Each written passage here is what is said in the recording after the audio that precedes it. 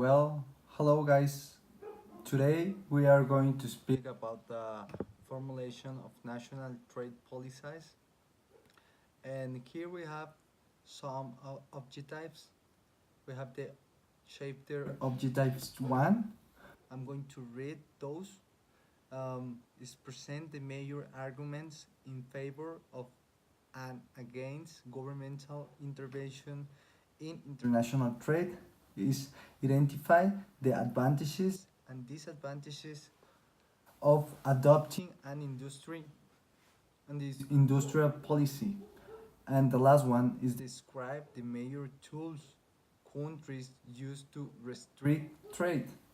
And the chapter 2 in the objectives we have the analyze the role of the domestic politics in the formulating a country's international trade policies. Um, and here we are going to explain how countries protect themselves against unfair trade practices. And we are going to start with the free trade or the fair trade. The first one, the free trade, this is the minimal intervention of the government. And the unfair trade, this is the intervention of the government in the commercial business. After that, we have four kind of industry level arguments. The first one is the national defense argument. The second one is the infant industry argument. The third one is the maintenance of existing jobs. And the last one is the strategic trade theory. Well, we are going to speak about the national defense argument. This the country must be self-sufficient in the critical raw materials, machinery, and the technology, or else be vulnerable to foreign threats. This also try to protect electronic products and the machinery and the tools industry. The second one, that is the infant industry arguments. This is the powerful economic development strategy. Okay, this is one of the most important kind of industry, or yes, kind of industry. We have the maintenance of existing jobs. This is the jobs in high wage countries threatened by imports from long wage countries. This divides in tariffs and quotas. And the last one is the strategic trade theory. This says that the national government can make its country better off if it adopts trade policies that improve the competitiveness of its domestic firms in oligopolist industry. This is a special strategic to do something better and to improve with another states. And in the national trade policies, we have three kind of trade. We have the economic development program, that is export and import. The industry policy, that is the key domestic industry chosen, protected, and promoted. And the public should analyze, that is the consumers versus special interest groups. Well, after that, we have the barriers to international trade. We have two kind of types, and the first one is the tariffs board barriers.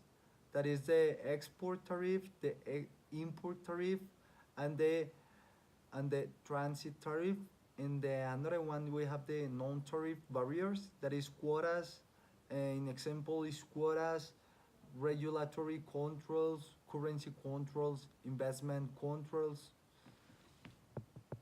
Okay, well, after this we have an special topic that is uh, the tariff rate quota in Whitgates, and this says that the rate quota imposes high tariff rates on imports above the threshold level.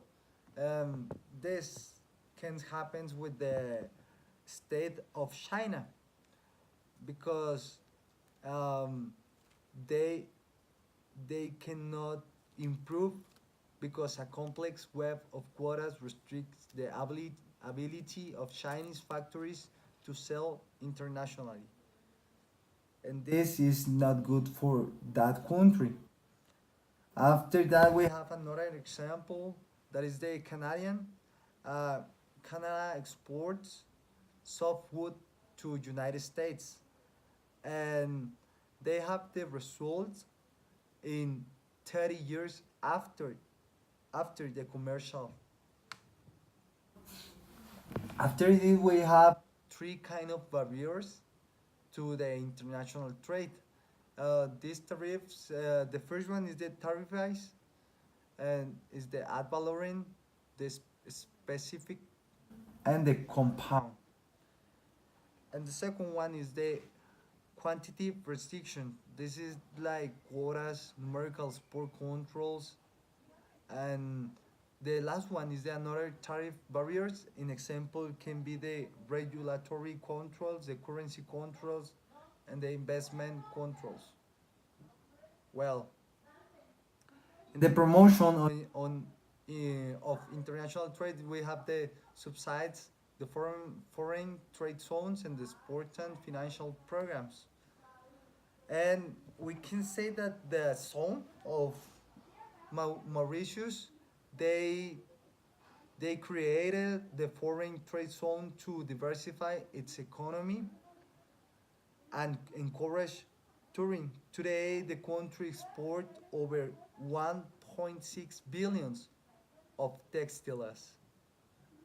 After that, we have the controlling unfair trade, that is the International Trade Administration, and we have two types of unfair trade practice. That is the government subsidies, the unfair pricing practice, and the last one point is the objectives of unfair trade practice laws.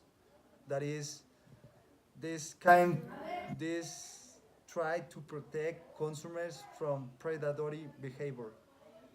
Well, thank you. That's all. See you next time.